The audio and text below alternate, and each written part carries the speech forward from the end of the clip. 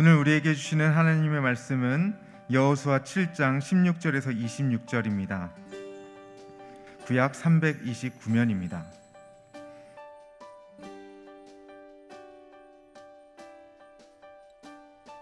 이에 여호수아가 아침 일찍이 일어나서 이스라엘을 그의 지파대로 가까이 나아오게 하였더니 유다 지파가 뽑혔고, 유다 족속을 가까이 나아오게 하였더니 세라 족속이 뽑혔고, 세라 족속의 각 남자를 가까이 나아오게 하였더니 삽디가 뽑혔고, 삽디의 가족 각 남자를 가까이 나아오게 하였더니 유다 지파 세라의 증손이요 삽디의 손자요 갈미의 아들인 아간이 뽑혔더라. 그러므로 여호수아가 아간에게 이르되, 내 아들아 청하노니 이스라엘의 하나님 여호와께 영광을 돌려 그 앞에 자복하고 내가 행한 일을 내게 알게 하라. 그 일을 내게 숨기지 말라 하니, 아간이 여호수아에게 대답하여 이르되, 참으로 나는 이스라엘의 하나님 여호와께 범죄하여 이러이러하게 행하였나이다. 내가 노략한 물건 중에 시날산의 아름다운 외투 한 벌과 은 200세겔과 그 무게가 50세겔 되는 금덩이 하나를 보고 탐내어 가졌나이다. 보소서, 이제 그 물건들을 내 장막 가운데 땅 속에 감추었는데 은은 그 밑에 있나이다 하더라. 이에 여호수아가 사자들을 보내매 그의 장막에 달려가 본즉 물건이 그의 장막 안에 감추어져 있는데 은은 그 밑에 있는지라. 그들이 그것을 장막 가운데에서 취하여 여호수아와 이스라엘 모든 자손에게 가지고 오매 그들이 그것을 여호와 앞에 쏟아 놓으니라. 여호수아가 이스라엘 모든 사람과 더불어 세라의 아들 아간을 잡고 그 은과 그 외투와 그 금덩이와 그의 아들들과 그의 딸들과 그의 소들과 그의 나귀들과 그의 양들과 그의 장막과 그에게 속한 모든 것을 이끌고 아골 골짜기로 가서 여호수아가 이르되, 내가 어찌하여 우리를 괴롭게 하였느냐? 여호와께서 오늘 너를 괴롭게 하시리라 하니, 온 이스라엘이 그를 돌로 치고 물건들도 돌로 치고 불사르고 그 위에 돌 무더기를 크게 쌓았더니 오늘까지 있더라. 여호와께서 그의 맹렬한 진노를 그치시니 그러므로 그곳 이름을 오늘까지 아골 골짜기라 부르더라. 아멘. 코로나 팬데믹 이후에 벌써 5번째 맞이하는 명절입니다. 이번 설 명절에는 사랑하는 가족과 또 친지들 함께 기쁜 시간을 가질 수 있지 않을까 기대했는데, 이 변이 바이러스 때문에 확진자가 폭증되면서 더 어려운 일들이 많아지고 있습니다. 지난주 안타깝게도 우리 교회 안에도 여러 가정에서 확진이 되어 어려운 일이 생겼고, 또 이번 설 명절로 인해 많은 성도님들이 이동하는 분들이 많을 것 같아 한 주간 비대면 예배를 드리게 되었습니다. 그럼에도 올 명절에는 고향길을 찾아 길을 나선 귀성객의 수가 무려 3천만 명에 육박할 거라는 보도가 있습니다. 아무리 코로나 바이러스가 창궐해도 가족들이 보고 싶은 것이죠. 며칠 전 신문에는 어머니를 보고 싶어 견딜 수 없던 어느 여성이 감옥에 갈 각오를 하고 온 몸에 소독제를 바르고 또 마스크를 몇 겹씩 쓴 다음에 그 요양원 병실에 새벽 몰래 들어가 어머니를 부둥켜 안고 통곡하며 울었다는 기사가 많은 사람들의 심금을 울렸습니다. 중국에는 우리의 구정과 같은 춘절이란 명절이 있습니다. 중국이란 나라가 땅이 크고 또 인구도 많다 보니 그 춘절에 이동하는 사람들의 숫자가 무려 30억 명이라고 합니다. 그 많은 사람이 고향길을 찾아 수천리 또 수만 길을 떠나는데, 기차나 버스를 예매하지 못할 경우에 저 수많은 사람들이 오토바이를 가지고 수천리 길 아이를 앞에 껴안고 때로는 길가에서 잠을 자며 화장실 가는 시간도 아껴서 달려가느라고 어른들이 규저귀를 치고 차고 간다는 거예요. 여러분, 사람들이 왜 저렇게까지 고생하며 고향에 갑니까? 고향에 가면 내가 자란 산이 있고 들이 있습니다. 부모님도 뵙지만 어렸을 때 함께 뒹굴며 자랐던 친구들이 있습니다. 그 친구들과 함께 정겨운 이야기를 나누지요. 그동안 고향길 떠나 객지에서 아둥바둥 고생하며 살아왔는데 1살, 2살 나이를 먹다 보니 고향이 그리운 거예요. 여러분, 고향이 그리운 건 사람들뿐만이 아닙니다. 코끼리도, 연어도, 거북이도 고향을 찾아갑니다. 대서양의 한 작은 섬에 부화된 거북이 등에 과학자들이 칩을 심었습니다. 위성칩을 심었어요. 그런데 이 새끼 거북이가 4,500km를 달려 그 어미가 살던 남미 어느 해안을 헤엄쳐 찾아가더래요. 신기하게 한 번도 가보지 않은 그 어미 거북이가 찾아온 그 길을 따라가는 겁니다.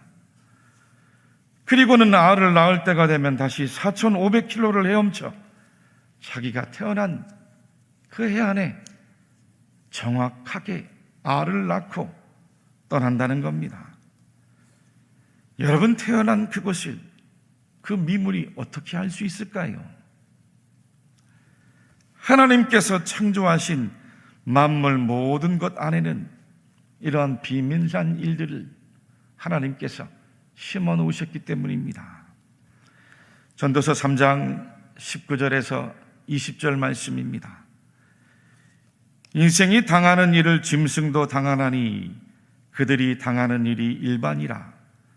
다 동일한 호흡이 있어서 짐승이 죽음같이 사람도 죽으니 사람이 짐승보다 뛰어남이 없으면 모든 것이 헛됨이로다. 흙으로 말미암았으므로 다 흙으로 돌아가나니 다 한 곳으로 가거니와. 아멘. 아멘. 그렇습니다. 여러분, 사람은 흙입니다. 인간이 대단한 것 같지만 흙이에요. 흙으로부터 와서 결국에는 흙으로 돌아가는 것이 사람이고 생명입니다. 인류의 시조 아담에게 하나님께서 다음과 같은 말씀을 주셨습니다. 내가 흙으로 돌아갈 때까지 얼굴에 땀을 흘려야 먹을 것을 먹으리니 내가 그것에서 취함을 입었음이라. 너는 흙이니 흙으로 돌아갈 것이니라 하시니라. 아멘. 우리 옆에 분들하고 한번 인사 한번 할까요? 가정에서도 가족분들과 함께 인사합시다. 당신은 흙입니다. 당신은 흙입니다. 그렇습니다. 여러분, 흙은 부서지기가 쉬워요. 아무리 멋진 도자기를 만들고 대단한 값비싼 그릇을 만들어도 흙은 부서지고 깨지기가 쉽습니다. 무슨 뜻인가요? 사람은 흙임을 잊고 살아서는 안 된다는 거예요. 한시라도 내가 흙임을 잊으면 그 순간에 넘어지고 깨지는 존재가 바로 사람이에요.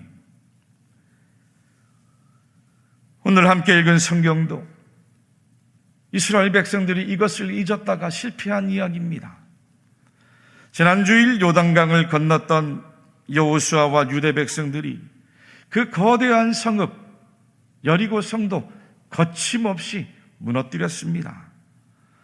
몸에 거두는 시기라서 가장 물살이 세고 수량도 많고 깊어서 건너기 어려운 요단강이었지만 하나님의 기적은 인간의 방법으로, 인간의 계산으로 안 된다고 할 때에 역사를 이루어 주시는 줄로 믿으시기 바랍니다.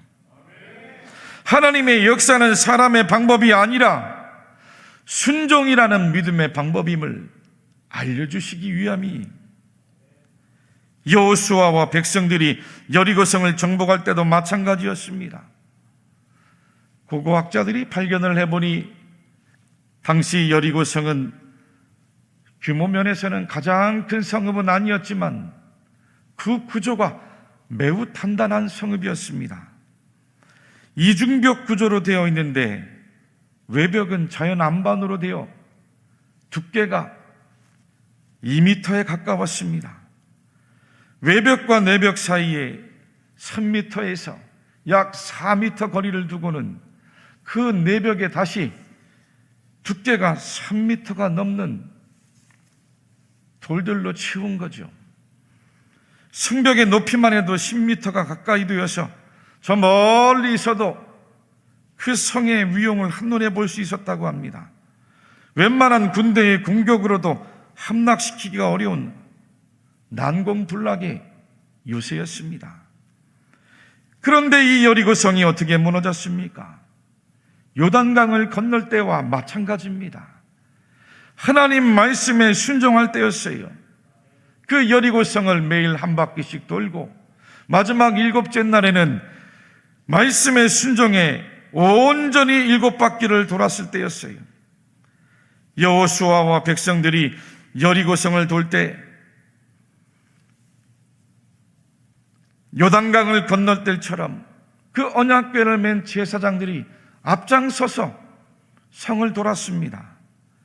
그렇게 하나님 말씀을 맨 제사장들이 백성들 앞에 돌다가 마지막 날 나팔 소리와 함께 큰 소리로 외칠 때 그 견고한 성 여리고가 무너져 내린 겁니다. 무슨 뜻입니까? 여리고성이 무너진 건 바로 하나님께서 하신 일이었습니다. 백성들이 앞장서가는 하나님 말씀을 따라 온전히 순종했을 때 하나님께서 이스라엘 백성들을 위해서 행하신 일이었어요. 이스라엘은 이것을 잊어서는 안 됩니다. 요단강을 건너고 여리고성이 무너진 것은 자기들 힘으로 한 것이 아니라 하나님의 역사였습니다.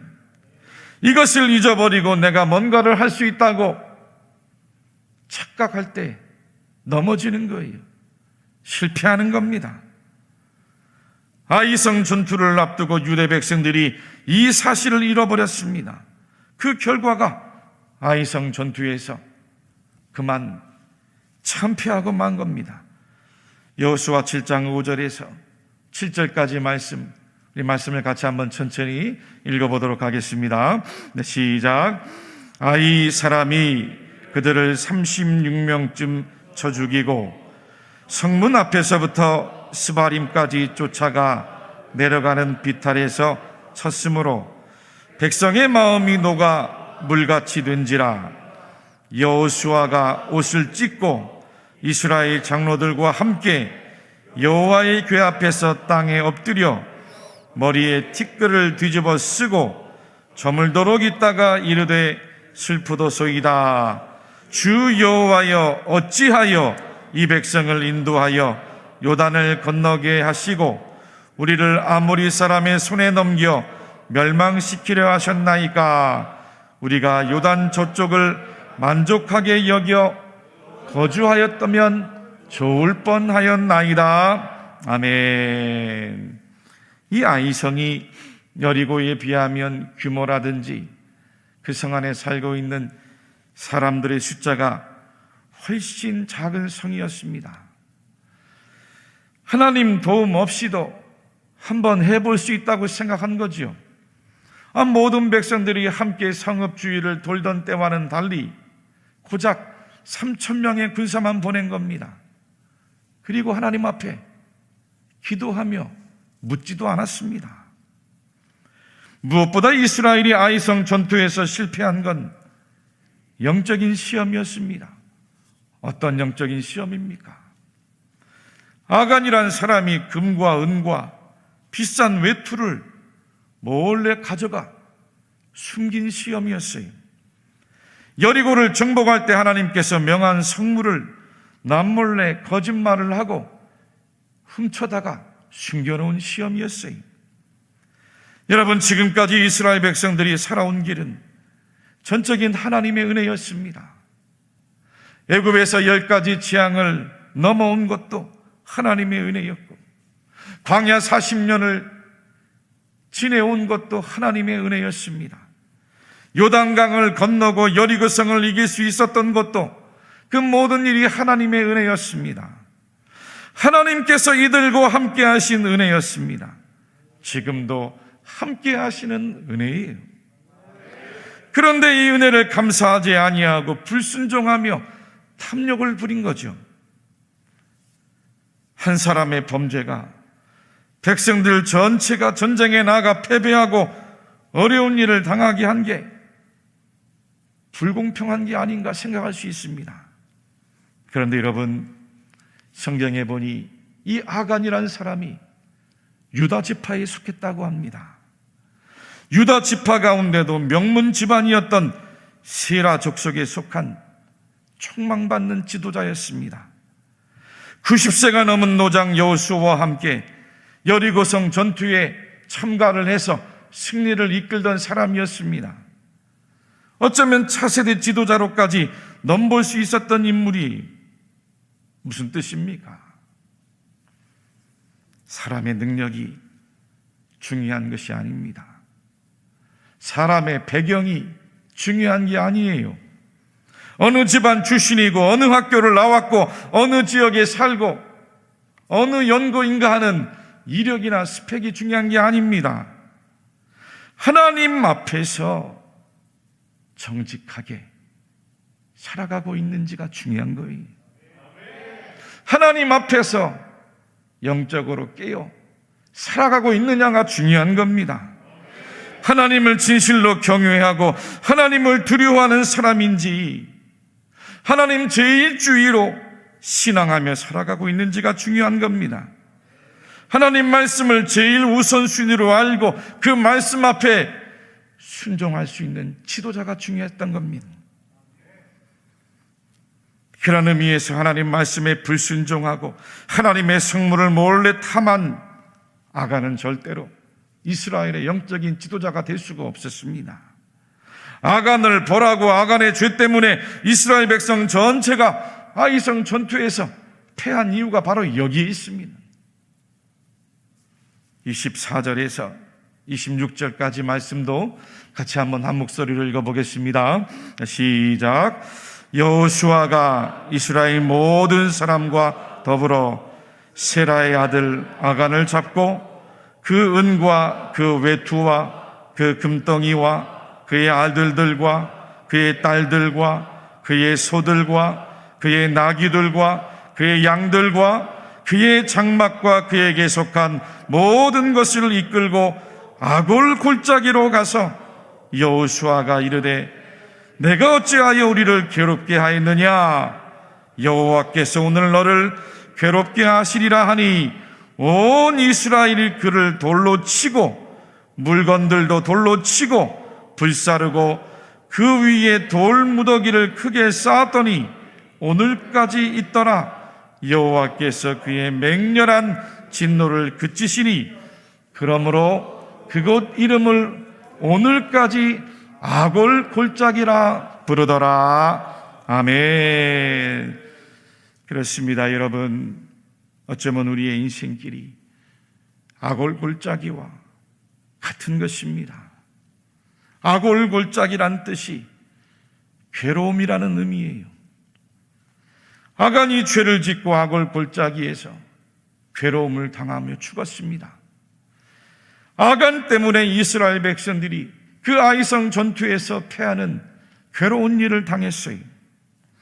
여호수아와 하나님의 백성이 광야 생활에서 요단을 건너고 여리고 성을 이겼어도 그들 앞에는 지금 아골 골짜기가 있는 거예요. 인생이란 죄의 괴로움과 영적인 시험의 아골 골짜기가 그 앞에 있는 겁니다. 여러분, 그래서 사람은 하나님 은혜를 잊어서는 안 되는 겁니다. 하나님 은혜가 떠나면, 하나님 은혜 없이는 또 인생은 실패하는 아골 골짜기입니다. 하나님 의지하지 않고 하나님 말씀 따라 살아가지 않으면 누구든지 혼고한 인생에 아골골짜기를 살아가는 겁니다. 하나님 음성 앞에 불순종하고 살아가 보세요. 괴로운 아골골짝 인생을 걸어갈 뿐인 것입니다. 하지만 이 저주와 멸망의 아골골짜기 인생이라 할지라도 예수 그리스도 십자가를 바라보면 누구든지 구원과 소망의 골짜기가 될 것을 하나님께서 이미 예언자들을 통해 말씀해 주셨답니다. 이사야 65장 10절 말씀에 사로는 양떼의 우리가 되겠고 아골골짜기는 숫대가 눕는 곳이 되어 나를 찾은 내 백성의 소유가 되려니와. 호세아 2장 15절에는 거기서 비로소 그의 포도원을 그에게 주고 아골골짜기로 소망의 문을 삼아 주리니 그가 거기서 응대하기를 어렸을 때와 애굽 땅에서 올라오던 날과 같이 하리라. 아멘. 아멘. 사랑하는 교우 여러분들이 민족의 고유 명절 설을 맞아서 사랑하는 가족을 보고 내가 자라왔던 고향 땅을 밟아도 우리네 삶은 아골골짝 인생임을 잊어서는 절대로 안 됩니다. 아무리 고향 땅이 우리 앞에 있어도 성도가 부름받고 가야 할 진정한 분향, 우리 주님 계신 새하늘과 새 땅, 새 예루살렘 성읍임을 잊지 맙시다. 찬송 323장의 가사에서처럼 부름받아 나선 이 몸 어디든지 가오리다. 괴로우나 즐거우나 주만 따라 가오리다. 아골골짝 빈들에도 복음 들고 가오리다. 소돔 같은 거리에도 사랑 안고 찾아가서 이름 없이 빛도 없이 감사하며 섬기리다. 이름 없이 빛도 없이 감사하며 섬기리다. 우리 믿는 성도들의 신앙의 고백입니다. 하나님의 은혜가 이번 명절 한 주간에도 우리 모든 성도님들 가정 위에 비록 아골골짝이랄지라도 하나님 은혜가 풍성하게 임하시기를 주님의 이름으로 간절히 축원합니다.